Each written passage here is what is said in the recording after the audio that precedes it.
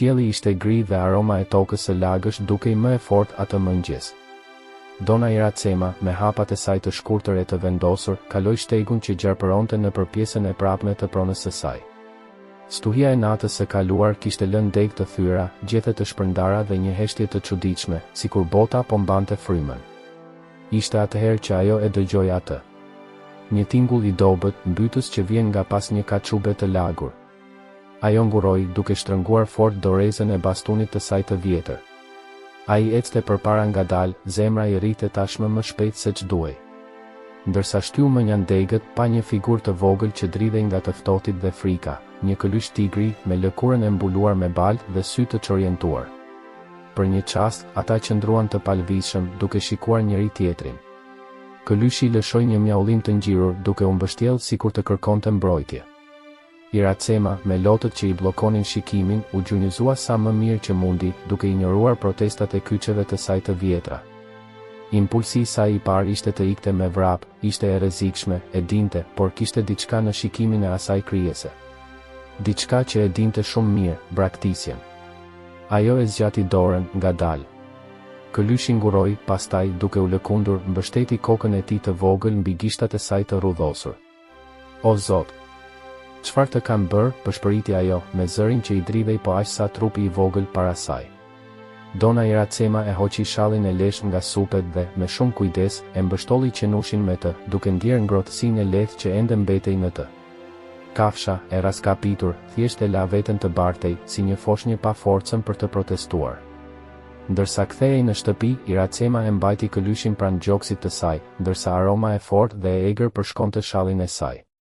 Bota dukej e ngrirë, vetëm ajo dhe ajo krijesë e humbur që ndanin një armëpushim të heshtur kundër mizorisë së natyrës. Brenda në shtëpi, ai improvizoi një shtrat me pëllura të vjetra pranë sobës me dru. Këlyshi u përkul, duke rënë në gjumë pothuajse menjëherë, me një rrjedhë të brish fryme që ngrihej e zbriste në gjoksin e tij të vogël. Iracema u ul pranë tij, duke e ngulur syl. Në cep të dhomës, një fotografi e vjetër bardhë e zi tregonte një fëmijë tjetër, nipin e saj, i cili kishte qenë i zhdukur për kaq shumë vite sa dukej si një jetë tjetër. Shikimi që i hodhi këlyshit të vogël ishte i njëjtë, një përzierje dashurie, frike dhe një shpresë të brish, pothuajse të pamatur. Ajo nuk e dinte ende, por vendimi për të pranuar atë qenie të braktisur do ta ndryshonte rrjedhën e historisë së saj përgjithmonë. Dhe ndoshta ishte edhe akti i tij i fundit i dashurisë. Në ditët e para, këlyshi dukej se përshtatej në prerin e Dona Iracemas si një zgjatim i vetes. Ajo e ushqeu me shishe të improvizuara të bëra nga shishe qelçi dhe thithka prej pëllure të qepura me dorë. Kafsha, ende e brish, ja lëpinte duart me gjuhën e saj të ashpër, duke kërkuar në to të vetmen mbrojtje që njihte. Por ditët filluan të ndryshonin. Çdo mëngjes këlyshi dukej pak më i madh, pak më i rënd, pak më i shqetësuar. Putrat e tij dikur të ndrojtura tani gërvishnin dyshemen prej druri aq fort sa linin shenja. Shalli që e kishte mbështjellë si djep ishte shyrë në copa, i grisur nga lojrat që tashmë kishin filluar të tregonin kthetrat e tyre. Iracema i vuri re detajet, por refuzoi t'u jepte rëndësi. Ajo kishte lidhur një fjongo të kuqe të zbehur dhe të grisur rreth qafës së tigrit, sikur të vuloste një pak të heshtur, ti je imi tani. Dhe unë jam i joti. Megjithatë, netët filluan të rëndonin rëndë. Këlyshi do të zgjohej papritur, duke gromëritur butësisht ndaj hijeve të padukshme në mure. Ndonjëherë, në mes të gjumit, instiktet e tij thyenin sipërfaqen e pafajësisë, një gërvishtje në krahun e saj, një kafshim më i fortë nga ç'duhej. Iracema i fsheu gërvishtjet nën mëngë të gjata, si dikush që fshite mëkate. Edhe pylli përreth dukej se e ndjeu ndryshimin. Heshtja ishte më e thellë. Zogjt u zhdukën. Disa fqinjë, shtëpi të shpërndara kilometra larg, filluan të komentonin për shurma të çuditshme në orët e para të mëngjesit, ulërima, rënkime, thyerje drush. Iracema, gjithnjë e më e izoluar, i mbyllte dritaret me dërasa natën. Ajo i grumbulloi mobiljet pranë derës, jo aq nga frika e njerëzve, por ndoshta nga frika se me çfarë po ushqehej vetë. Një pasdite, ndërsa po mblidhte dru zjarri, dëgjoi një zhurmë të mbytur që vinte nga shtegu, një rënkim i lehtë, si fryma e fundit e ndonjë krijese më të vogël. Ai vrapoi sa më mirë që mundi, zemra i rrite fort, kockat i dhembnin, dhe e gjeti këlyshin e lepurit të mbështjellë mbi një lepur të vogël, tani të palvizshëm. Gjaku, i ndritshëm dhe i ngrohtë, njollosi gojen e tigrit. Iracema qëndroi në vend, drut e zjarrit i binin nga krahët. Për një çast, ai nuk pa këlyshin që kishte marrë në shtëpi, por një jehon të asaj që ishte i destinuar të bëhej. Diçka që as dashuria dhe as vetmia nuk mund ta zbutnin. Megjithatë, ajo thjesht u gjunjëzua pranë tij, i fshiu gjurmët e gjakut nga goja e kafshës me shallin e saj dhe përshpëriti: "Është në rregull, dashuria ime. Është në rregull." Por brenda saj, një çarje e heshtur po fillonte të hapej. Shiu u kthye atë natë, i dendur dhe i rrëmbyeshëm, duke rënë në çati si grushte të zemëruara. Shtëpia e vjetër dukej sikur po të kurrej nën peshën e stuhis. Dona Iracema ishte ulur në karrigen lëkundëse, e mbuluar vetëm nga një batanie e hollë. Këlyshi, tashmë pothuajse sa madhësia e një viçi, ecën pa pushim para dhe mbrapa, bishti i tij duke u përplasur fort pas mobiljeve, sytë e tij të zmadhuar dhe elektrik. Bubullima çau qiellin. Tigri kërceu i frikësuar dhe rrëzoi tavolinën e vogël ku ishte llamba. Zjarri përshkoi tokën për një sekond përpara se të shuhej nga uji që rrinte nga çarjet. Errësira e pushtoi dhomën si një shaka. Iracema u përpoq ta qetësonte me zërin e saj, por fyti i saj nuk ja dilte. Ajo u ngrit me vështirësi në këmbë, batania i rrëshiti nga supet, duke ja lënë lëkurën e brisht të ekspozuar ndaj të ftohtit. Ndërsa afrohej, këlyshi gromëriu. I ulët, ngurues, sikur të luftonte diçka brenda tij. Ajo e zgjati dorën. Tigri i përparoi. Nuk kishte urrejtje. Nuk kishte asnjë qëllim. Forca që shpërtheu nga trupi i tij i ri ishte e verbër, automatike, një reagim instinktiv ndaj stuhis, ndaj frikës, ndaj botës. Iracema ra prapa nga impakti. Ai dëgjoi kockat e tij të kërcisnin në dy sheme. Ai ndjeu kthetrat duke i shyrë lëkurën e hollë të krahut, sikur dikush po shyn letër të lagur. Për një çast, ajo e vështroi kafshën, frymëmarrja e tij ishte e rënduar, putrat e tij të rënda, shikimi i tij i hutuar, pothuajse si fëmijëror. Në dy sheme, filloi të formohej një gjurmë gjaku, duke u përzier me pellgjet e shiut që pushtonin shtëpinë përmes dyerve dhe dritareve të hapura. Ajo u përpoq të ngrihej, por një dhimbje e fortë e përshkoi ijen. Trupi, dikur i vjetër, tani ishte bërë një peshë e vdekur. Tigri u tërhoq prapa, duke nuhatur ajrin e ngopur me hekur. Për herë të parë, Iracema pa atë që nuk mund ta mohonte më. Këlyshi nuk ishte i saj. Nuk ka qenë kurrë. Ishte e pyllit, e uris, e asaj që shiriti i kuq dhe shalli i shyrë nuk mundën kurrë ta zbutnin. Era e hapi derën me një rënkim dhe tigri u zhduk në natë pa e parë për herë të fundit. Iracema mbeti aty, e shtrirë në dy sheme, me trupin e ftohtë dhe të lagur, gjaku i saj shënonte ngadalë drurin e vjetër sikur shtëpia po e përthifte largimin e saj. Në grepin e ndryshkur në mur, shiriti i kuq varej më vete. Mëngjesi solli një dritë të zbeth dhe të zbeth që depërtonte përmes dërasave të shtrembëra të shtëpisë. Dona Iracema ishte ende shtrirë për tokë, me trupin e përkulur si një degë e thatë.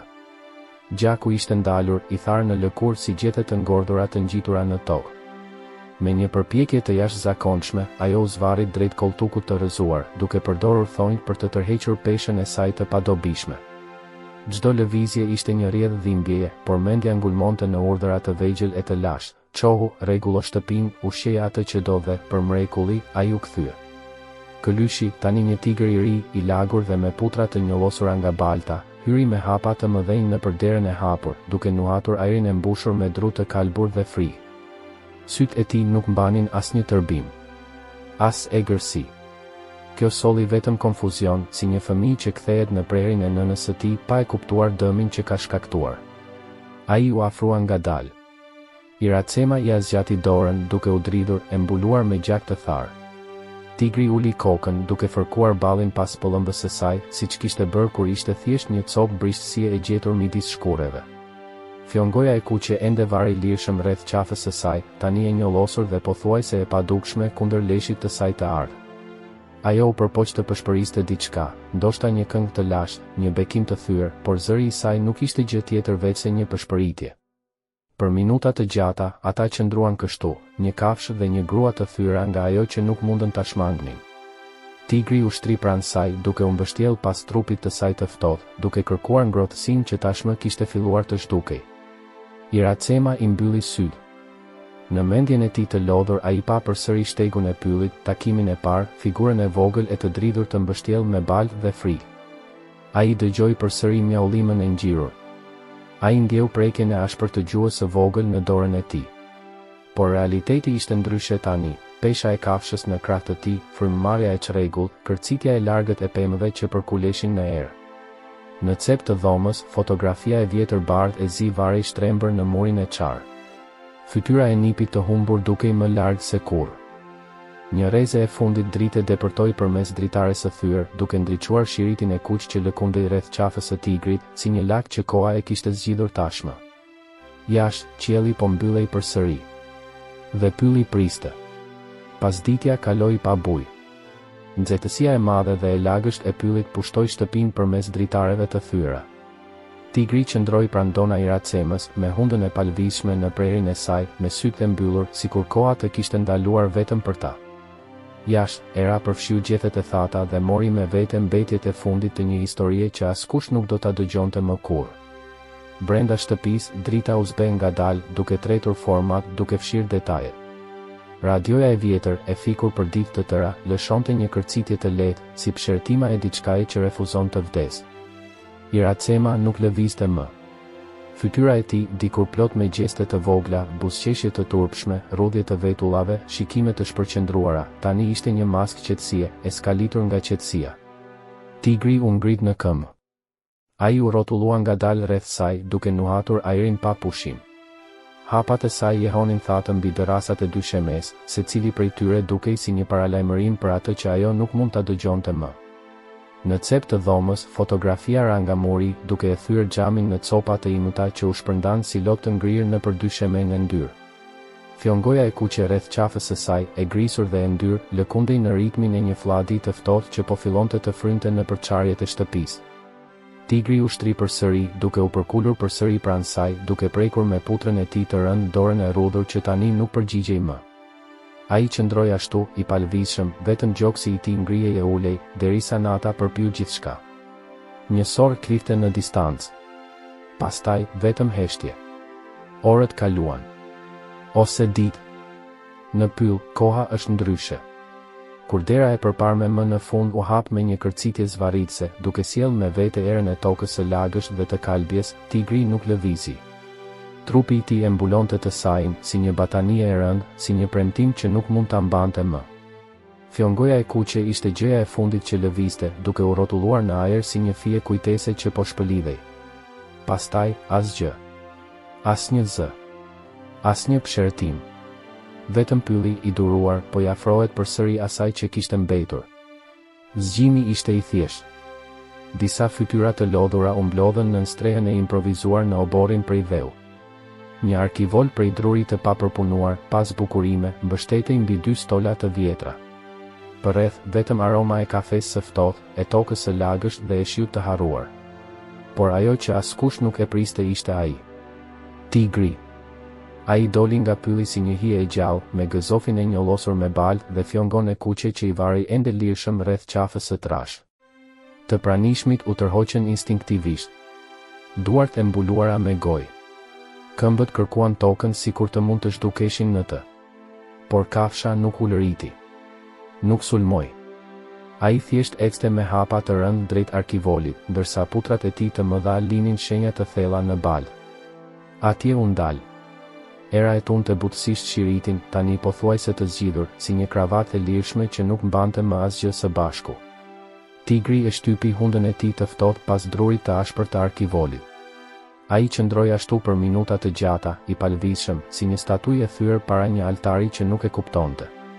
Askush nuk guxoi të afrohej. Prifti, me fjalët e ngulura në fyt, uli kokën, duke shtrënguar rruzaren midis gishtërinjve të djersitur. Një grua e moshuar e hodhi rruzaren e saj në balë. Një burr i ri i mbajti krahun nënës së tij, sikur ajo do të ikte me vrap. Aroma e pyllit përshkonte ajrin. Tigri ecte ngadalë rreth arkivolit, me kthetrat që i gërvishnin drut me prekje të lehta, pothuajse të dashura. Pastaj, ai u shtri pranë tij, siç kishte bërë kaq shumë herë pranë trupit të Dona Iracemës, brenda shtëpisë. Sytë e artë ishin të hapur, por të zbrazët. Nuk kishte zemërim tek ata. Asnjë mirëkuptim. Vetëm mungesë. Kur arkivoli u ul më në fund në tokë, tigri mbeti. Shikova. Në heshtje. Ndërsa lopatat me argjil të lagësh binin mbi dru, duke e mbytur thirrjen e fundit që kishte bërë. Shiriti i kuq u shkëput në momentin e fundit, i mbajtur nga një erë e fortë, duke u rrotulluar në ajër përpara se të binte mbi grumbullin e sapo ngritur të dheut. Tigri qëndroi derisa u largua njeriu i fundit. Vetëm atëherë, në dritën e ngrohtë të mullzgut, ai u kthye në pyll, duke u zhdukur midis pemëve, pa nxitim, si dikush që mban një peshë mbi shpinë që nuk do të jetë në gjendje ta lëshojë kurrë. Dhe toka u qetësua përsëri.